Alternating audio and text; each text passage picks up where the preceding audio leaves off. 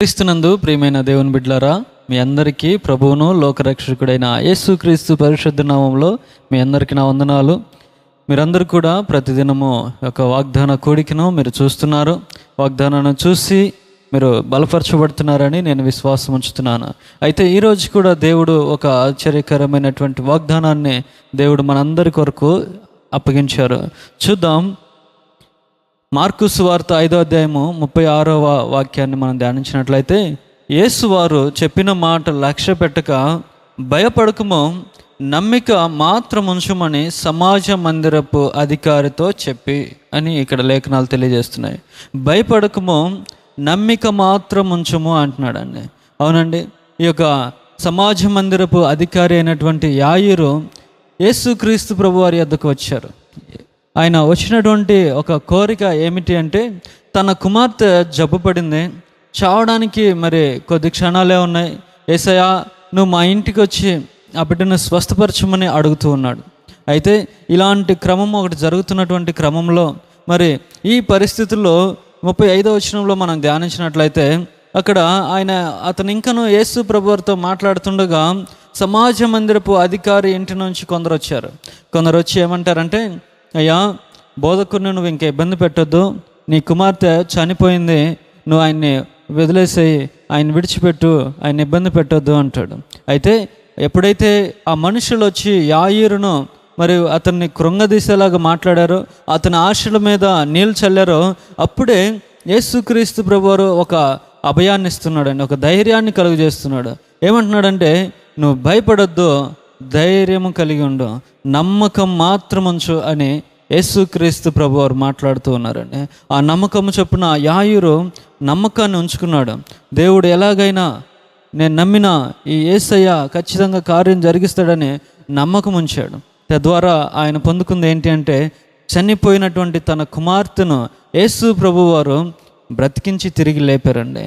నమ్మకం వలన సమస్తము సాధ్యమవుతాయండి. నువ్వు నమ్మితే దేవుని మహిమను చూస్తావని యేసుక్రీస్తు ప్రభువారు మార్తా మరియలతో కూడా చెప్తూ ఉన్నాడు. ఇక్కడ మనం గమనించినట్లయితే దేవుని బిడ్డలారా, ఆశలన్నీ ఆవిరైపోయినట్లుగా అనేక సార్లు మనుషులు మనలను ఇబ్బంది పెడతా ఉంటారు. అనేకమైనటువంటి కోరికలు మనం కలిగి వాటి కొరకు మనము ప్రార్థించి ప్రయత్నిస్తున్నప్పుడు, వాటి కొరకు ప్రాకులాడుతున్నప్పుడు కొంతమంది మనుషులు మనలను కృంగదీసేలా మాట్లాడతారు.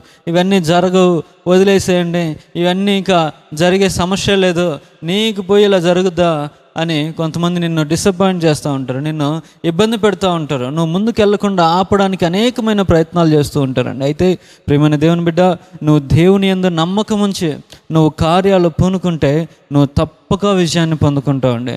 నువ్వు ఆశపడేది ఏదైనా సరే, ఇక్కడ తన కుమార్తెను బ్రతికించుకోవాలనేటటువంటి కోరికతో వచ్చినటువంటి మరి ఆ సమాజ మందిరపు అధికారి ఒక గొప్ప విశ్వాసాన్ని కలిగి ఉన్నాడు.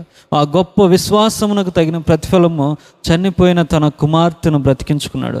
ఈరోజు కూడా ప్రియమైన వారులారా, ఆశలన్నీ ఇక అయిపోయినాయి, ఇక జరగవు, అన్నీ చనిపోయినటువంటి స్థితిలో ఉంటే నువ్వు దేవుని యందు విశ్వాసం ఉంచు.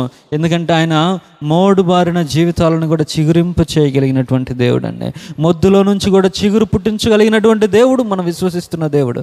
కాబట్టి నువ్వు విశ్వాసం ఉంచి దేవుని యందు, ప్రభువా, నా జీవితంలో గొప్ప కార్యం చేయ్యా, నీవే నా ఆశ్రయము, నీవు తప్ప వేరొక దేవుడు లేడు, నేను నీ యందు నమ్మకం ఉంచానని నువ్వు నమ్మకం ఉంచితే దేవుడు తప్పక నీకు కావాల్సినది ఏదో దేవుడు తప్పక నీకు దయచేస్తాడండి. ఎందుకంటే ఆయనకు అసాధ్యమైనది ఏదీ లేదు. నువ్వు భయపడొద్దు, ప్రతికూల పరిస్థితులను చూసి భయపడొద్దు, నువ్వు దేనిని చూసి భయపడొద్దు, నువ్వు నమ్మకం మాత్రం ఉంచమంటున్నాడు. నువ్వు నమ్మకం ఉంచు, దేవుడు నీ జీవితంలో కార్యం జరిగిస్తాడు. ఉదయకాల సమయంలో మరి నువ్వు ప్రారంభించే ఏ పనైనా సరే, ఒకవేళ ఉద్యోగాల కొరకు ఎదురు చూస్తున్నావా, లేకపోతే వివాహ కార్యాల నిమిత్తం ఎదురు చూస్తున్నావా, లేకపోతే నీ బిడ్డల జీవితాల్లో మరి ఉన్నతమైన స్థాయికి ఎదగాలని వారి చదువుల పట్ల నువ్వు ప్రార్థన చేస్తున్నావా, ఏదైతే నువ్వు కావాలనుకుంటున్నావో దాని యందు విశ్వాసం ఉంచు. దేవుని ఎడల నువ్వు నమ్మకముగా ఉండు, దేవుడు నీ జీవితంలో నెరవేరుస్తాడు. ప్రార్థన చేసుకుందాం.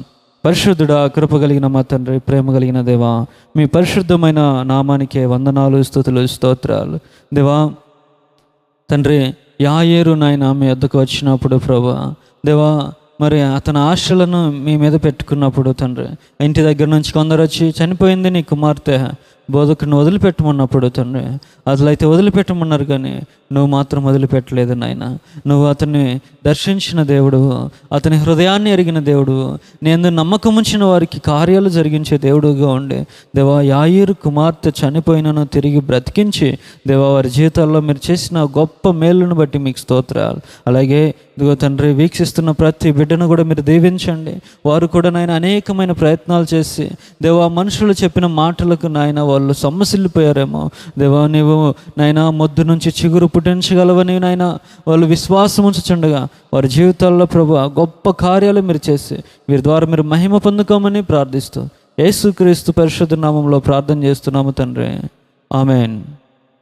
క్రీస్తునందు ప్రియమైన దేవుని బిడ్డలారా, దేవుడు మిమ్మల్ని అందరినీ ఆశీర్వదించి దీవించునుగాక. ఆమెన్.